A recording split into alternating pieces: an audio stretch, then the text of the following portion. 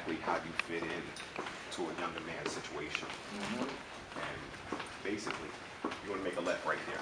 No, that's a right. The other side, yeah. So, because 20 years ago, this right here was the radio station. There was no back room. There was no anything like this. There was a window, engineering board, turntables. There was a desk here for gas and microphones.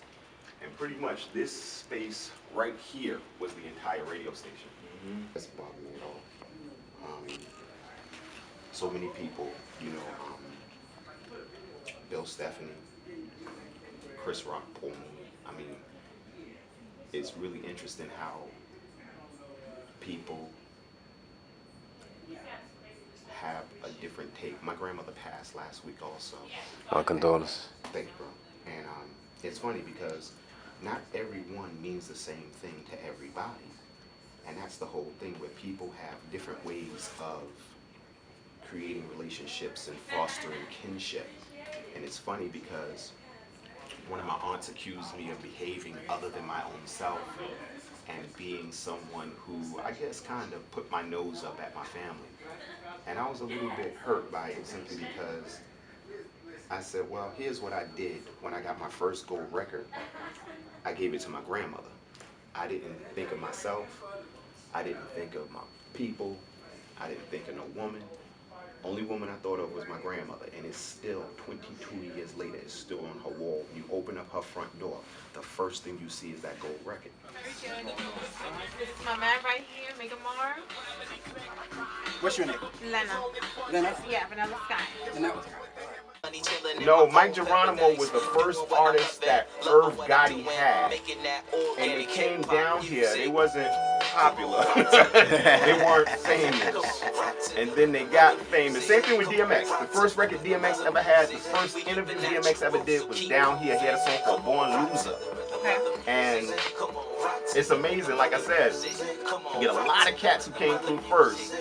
Some of them remember, most of them don't, but love is love, you know. So Radio, we are adults who love hip hop. I'm your host, Kwame Veer. Big shout out to the crew, Priest Forever, Miss Nene, Chris Breezy.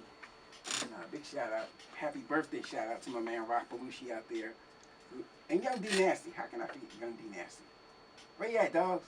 Alright, in any case, if you got any questions, any comments, any shout outs, anything on your mind, you'd like to get off your mind, the number here is 212-491-4685. That is the number to reach out to us live and direct here within the village of Harlem.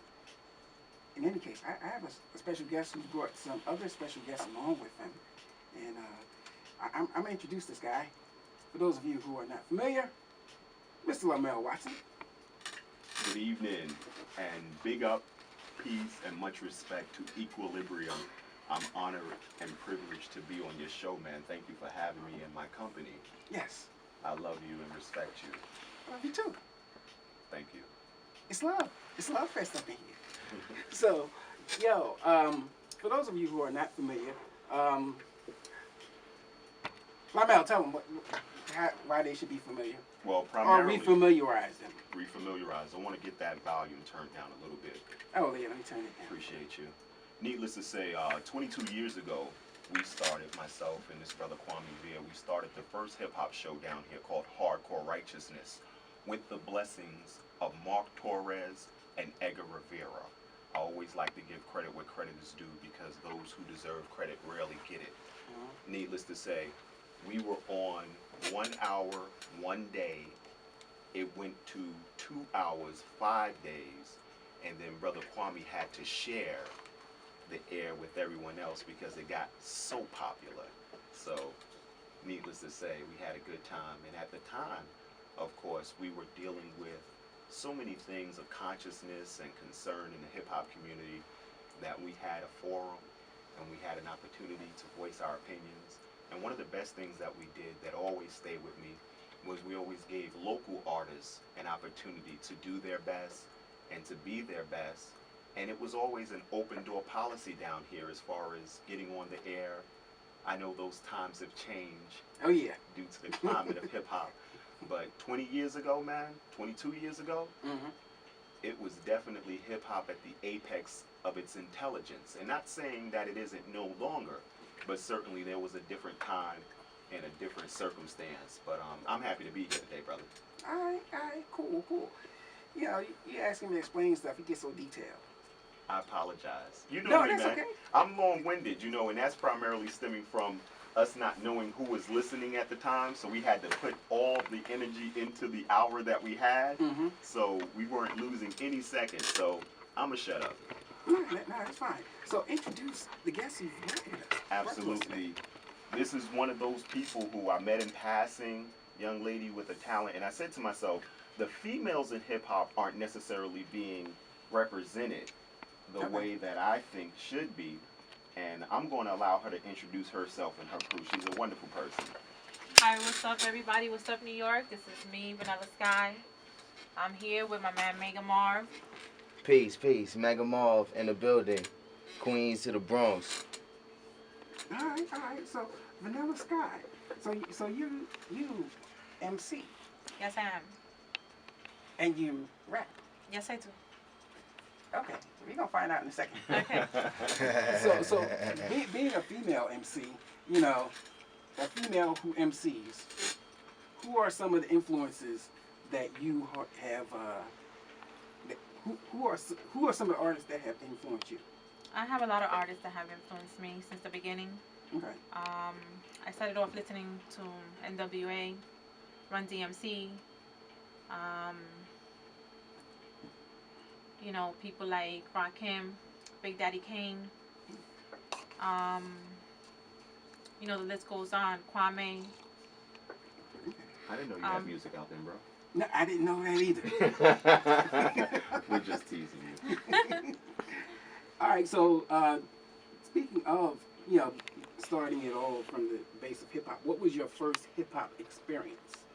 Like something happened and that was hip hop for you. Okay, my first hip hop experience, I must have been like 5 years old.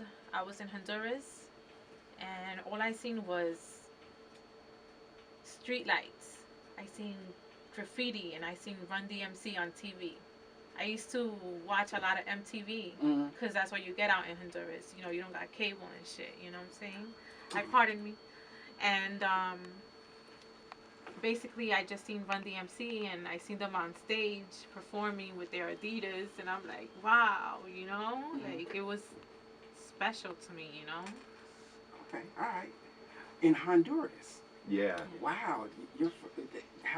Okay, so when did you move from Honduras to here? Like, about that year. Okay. All right.